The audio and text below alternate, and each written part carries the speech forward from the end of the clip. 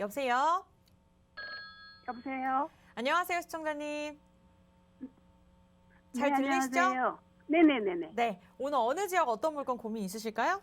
아, 네, 제가, 여보세요? 네. 네, 제가요, 네.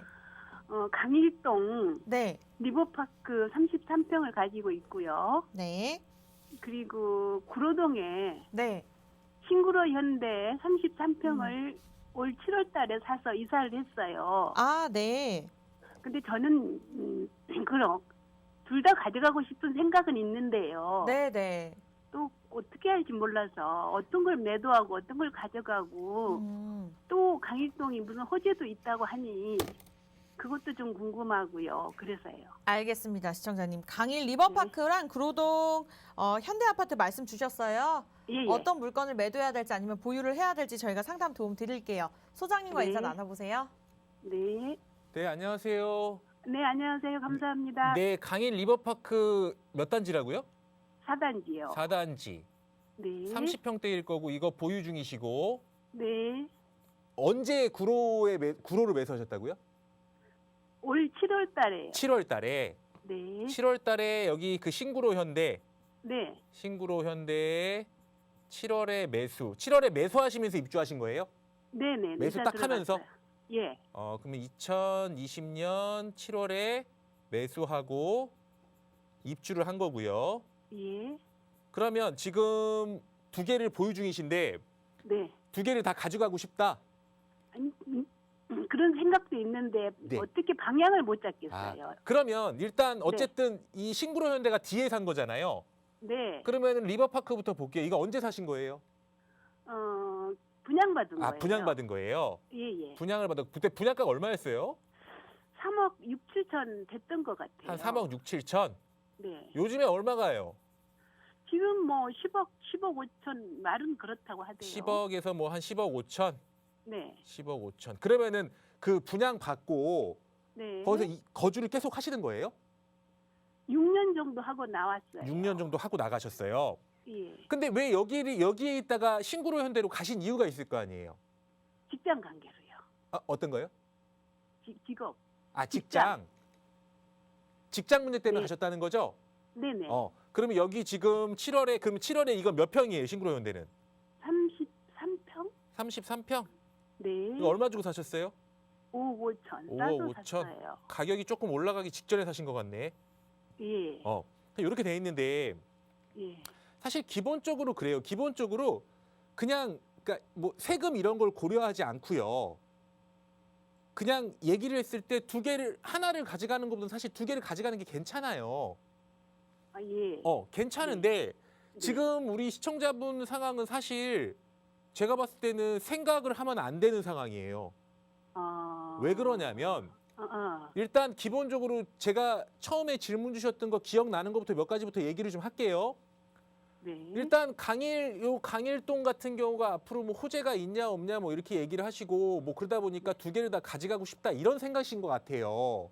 네, 그런 뭐 생각이 위치는 있어요. 뭐 직장이나 이런 거는 신구로 현대 쪽이 아무래도 뭐 다른 쪽 가기는 좀 더 편하니까 이쪽으로 이제 거주를 하신다는 것 같고 네. 여기 강일동 같은 경우에 사실 뭐 주변에 뭐 호재도 뭐 교통 호재들 같은 것들도 있고 지금보다 주변이 뭐 고덕이나 미사 쪽이 계속적으로 발전해 나가고 있는 이런 지역이기 때문에 사실 더 보유를 하고 계셔도 괜찮아요.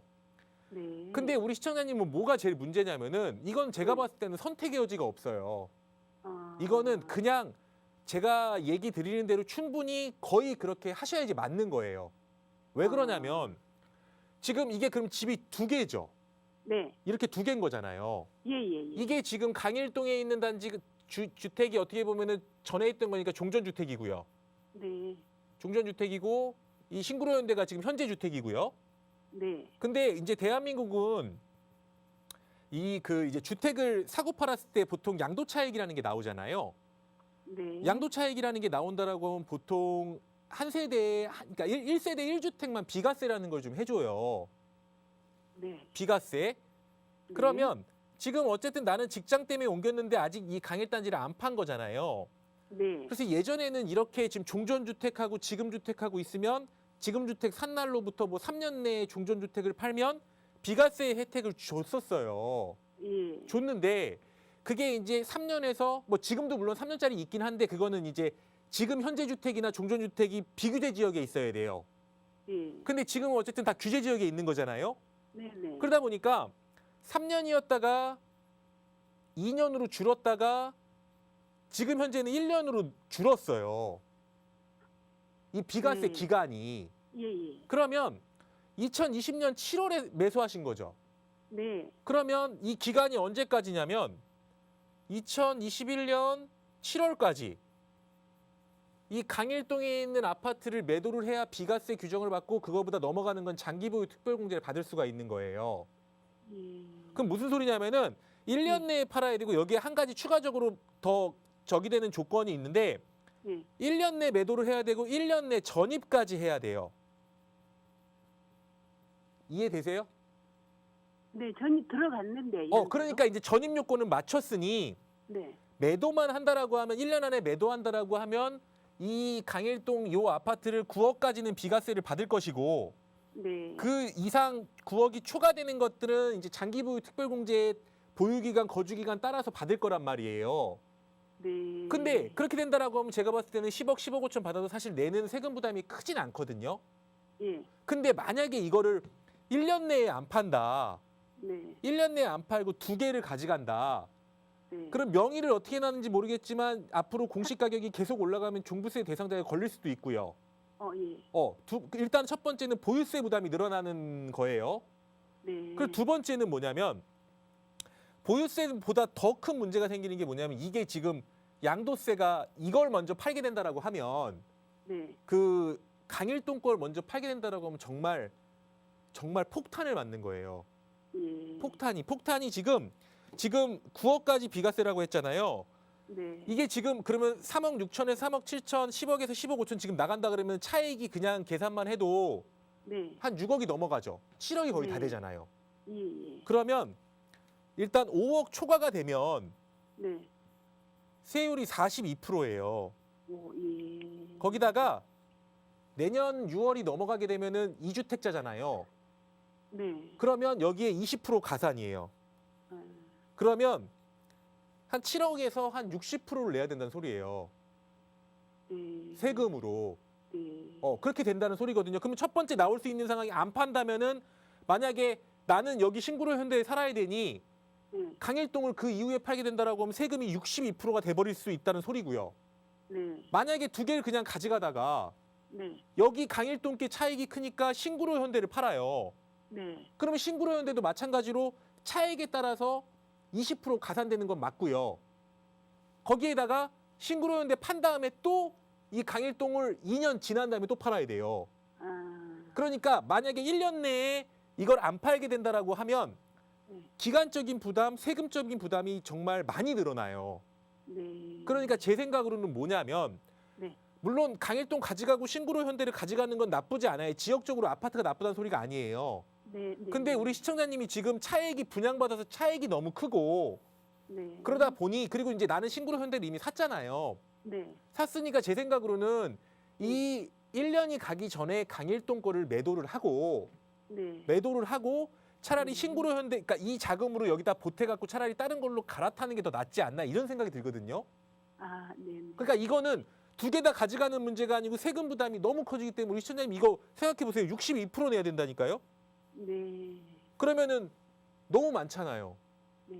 그러니까 최대한 세금 받을 수 있는 걸 여기서 받아갖고 2021년 7월 내에 이걸 매도한 다음에 네. 기간에 맞춰서 신구로 현대를 또 제가 얘기한 것처럼 이렇게 그 일시적 2주택으로 갈아타는 전략 있잖아요. 네. 네. 여기서 판다라고 하면 여기서 자금이 나올 거 아니에요. 매도 자금이. 예, 예. 그럼 매도 자금과 지금 다시 신구로 현대 매도 자금 이런 거를 보태서 그 양도세 비과세 받는 기간 더해서 그때 또 맞춰서 넘어가면 되거든요. 네. 그러니까 제 생각으로는 이게 아깝다고 생각하는 게 아니고 절세라니까 그게 훨씬 더 좋은 효과인 거죠. 아, 예. 그러니까 이거는 결론 드리면 무조건 2021년 7월까지 그러니까 1년 내예요. 1년 내. 네. 1년 내에 강일동 걸 매도하시고 네. 신구로 현대랑 그 자금이랑 보태서 다시 일시적 2주택으로 이동하시는 게 맞는 것 같아요. 네. 이거는 그럼 강일동 거요. 네. 매도할 때요. 네. 그 계약일을 기준이야, 하면 잔금일을 기준. 잔금일이 기준이죠. 아, 왜 그러냐면은 매도할 때요. 취득일로부터 1년이니까 그러니까 취득한다라고 하는 거는 계약 시점으로 볼 수도 있지만 우리가 기본적으로 돈을 다 줘야 내게 되는 거잖아요. 네. 근데 보통 돈을 다 준다는 건 잔금 지급일일 거고요. 예. 그러면 잔금 지급일이 취득일인 거죠. 그리고 선생님 신구로 현대 네. 전망 좀 알 수 있을까요? 신구로 현대는 뭐 사실 네. 전망이 되게 좋지는 않아요. 왜 그러냐면 그러니까. 보세요. 네.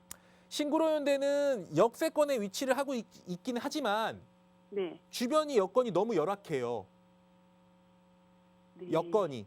그리고 지금 2020년 7월에 34평을 5억 5천 주고 사셨다 그랬죠. 네. 이게 안 오른 걸까요? 못 오른 걸까요? 못 올랐죠. 에? 싸서 사서 못 올랐죠. 그러니까 그거는 무슨 소리냐면은 그러니까 금액이 올라가기에는 조금 금액이 그러니까 낮았다는 소리예요. 네. 금액이 낮는다는 건 뭐냐면 그만큼 조금 기본적으로 선호도가 좀 떨어지는 거고 네. 투자로서는 조금 선호도가 떨어지는 거예요. 네. 그러다 보니까 조금 금액이 네. 낮고 이렇게 역세권을 이용하는 이런 실수요층들한테 인기가 많고 근데 시간이 지나면 네. 이제 뭐 또 재건축을 한다 그러면 조금 지금보다는 더 올라갈 수 있는 요인은 있겠죠. 역세권에 있으니까. 네. 근데 제 생각으로는 강일동을 매도하고 차라리 그 돈으로 빨리 이거 재건축하는 걸 기다릴 바에는 네. 조금 더 좋은 걸로 이사 가는 게 맞아요. 아. 네, 일단 그렇게 결론 드릴게요. 이거 꼭 매도하셔야 돼요. 네, 네, 네. 감사합니다. 네.